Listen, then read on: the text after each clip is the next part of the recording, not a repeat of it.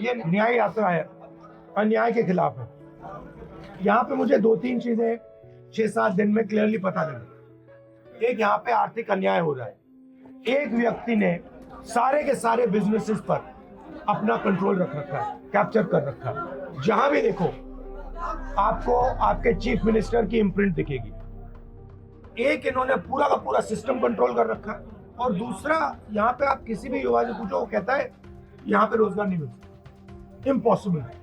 Sir, सबसे बड़ी जो आपका हम लोग का समस्या है वो टैक्स है।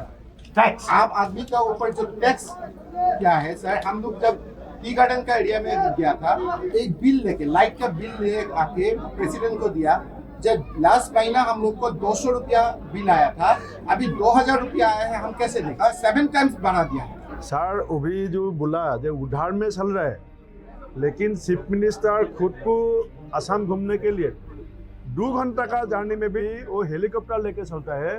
20 करोड़ हर साल हेलीकॉप्टर का खर्चा में लगाता है। और दूसरा बात है, सोशल मीडिया में कोई भी उसका खिलाफ लिखेगा तुरंत अरेस्ट करता है। सर, आपका यात्रा का तो एक बात है, कांग्रेस ने सहयोग किया, लेकिन आपका ऊपर जो अत्याचार हुआ इस 8 दिन में, आपका यात्रा का रुकने के लिए जो कोशिश किया, आज ये मैं भी गौरव के साथ बोल सकता हूँ सर, असम का 100 टॉप इंटेलेक्चुअल्स जिसको असम का जनता देवता मानता है, नगेन शइकिया, हम लोग ने यूनिवर्सिटी में उसका किताब पढ़ा।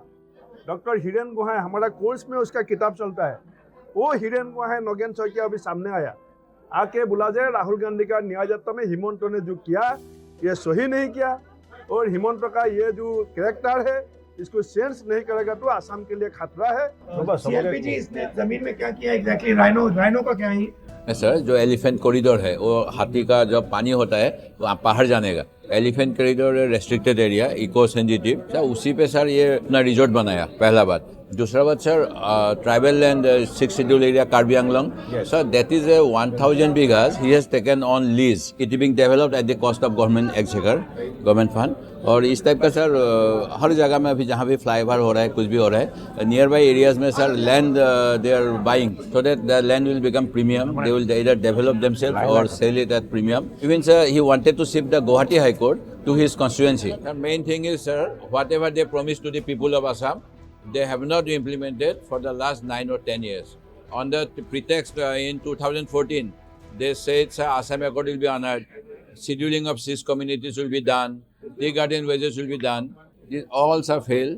And employment, sir, in the first government 2016 they said 5 lakh Assamese youths will be given government job per year, so it is 25 lakhs. And sir, they kept 1 lakh job vacant since Tarun Gogoi's time.